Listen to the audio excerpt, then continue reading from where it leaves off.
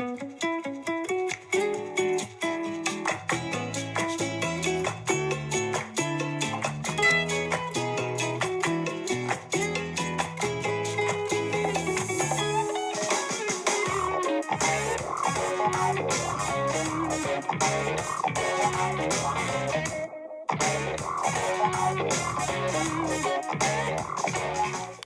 back to my Legends Expanded Universe chronological timeline order, where I go through the expanded universe according to my personal timeline order and rank each and every individual piece of media on a 10-point scale.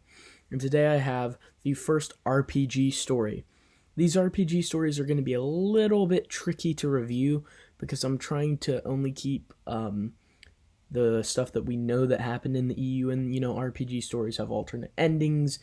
Part of the story's missing because that's what you're supposed to, roll and play. So these are going to be a little tricky, but I'm going to do my best to navigate these.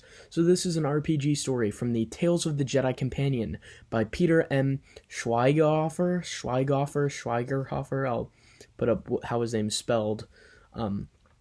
This story is The Ruins of Kabus-Dabeh, and it was published in 1996. It takes place in approximately 4000 BBY. This is an RPG story, as I already said, published by West End Games. This story, what we know of it from the introduction, is we meet a settler by the name of Talov Kursk, and he's on the planet Muzara as a settler.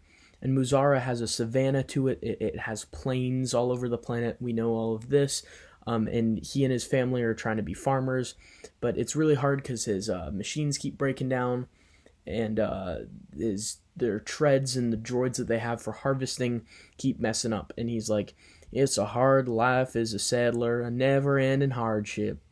That was a terrible accent, but so his brother Karn is there as well. His brother-in-law, I should say, Karn. So Talov, Kursk, and Karn are there. And then all of a sudden they see some people rolling up to their farm who are the locals on the planet. The Muzara planet has a local species located on the planet called the Muza. And the Muza are these sharp-teethed creatures. They're sentient but primitive, and the Muza are not exactly happy that there's humans and other beings from the Republic settling on this outer frontier planet on Muzara. And so the little introduction short story part of the RPG ends with Talov saying, "Son, get the blaster rifles. Looks like we've got first contact with the locals." The RPG part of the story comes in where you're supposed to play as a Jedi peacemaker named Kevel Raffin. And Kevel Raffin was trained on Chandrila, which I believe is where Depa Billaba is from. I'll edit in if that information was correct. I believe it was. I believe he's from the same planet that Depa Billaba is from.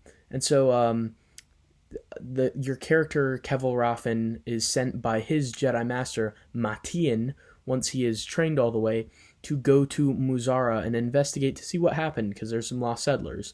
So it's called the Ruins of Kabus-Dabeh, because by the time he gets there, there's ruins everywhere. It's a ruined, abandoned place, and he finds evidence of life having been there. He goes into this cave. There's some dark side energy that he senses.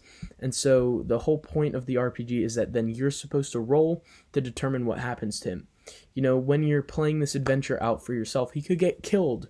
He could find what happened. He could make contact with the Muza and they kill him. He could make contact with the Muza and establish peaceful relations. He could get, there's all these things that could happen in the RPG scenario.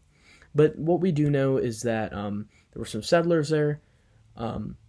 They made first contact with the Muza on Muzara and then disappeared. And so a Jedi is sent in to investigate the ruins of Kabus-Dabeh on the planet Muzara. That's the story to this RPG story here. And it's not bad. It's a fair story. I really like the idea of, and I wish it had been fleshed out a bit more, the idea of early in the galaxy, space exploration, going to new worlds, establishing new colonies, because through most of Star Wars, the galaxy's pretty well mapped out. All the species don't bat an eye at each other. They pretty much know everyone. I wish we saw more of this kind of like frontier, this Wild West aspect to settling a new place filled with dangers and wonders. There's something awfully romantic about that and interesting, for sure. And we really didn't see that. We didn't really see that delved into much in Star Wars, and that's why it was really interesting here, because we got to see that, and we don't get to see that much in the Star Wars universe. And so it was definitely quite interesting here. I wish we'd gotten it fleshed out a bit more in the story or in other stories, but it's an interesting concept, and it's cool that they went into it just a tad here. I found that really, really enthralling. The bit with the Jedi coming to investigate, it's a little bit generic, I would say. The ruins, the cave, the pool, the dark side energy aspect to the story. I would have rather focused on, the first contact with the Musa. I think that would have been more interesting. But overall, it's a fairly good story. It's not bad. It's not great. It's kind of forgettable. Definitely skippable. It could really go anywhere in this time period. As long as the Jedi have something to do. I guess it makes sense to put it before all the crazy stuff happens in Tales of the Jedi, and after Golden Age of the Sith from Tales of the Jedi. But it could happen anywhere between these comics. It doesn't really matter where, I suppose, because it doesn't really impact anything. But it's fairly fine for what it is, I suppose. I would give it a 3 of 10 probably. But yeah, it's not bad and it's not great. It's kind of skippable. But if you want the story read for you, I would recommend checking out Marcel Ryan, the Revanchist, who does a very good job reading this story on YouTube. The link to that audio dramatization of this story will be in the description below.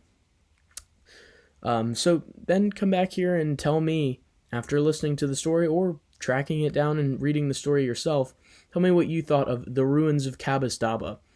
Was I missing something? Was there more here that you enjoyed? Let me know in the comments. Honey.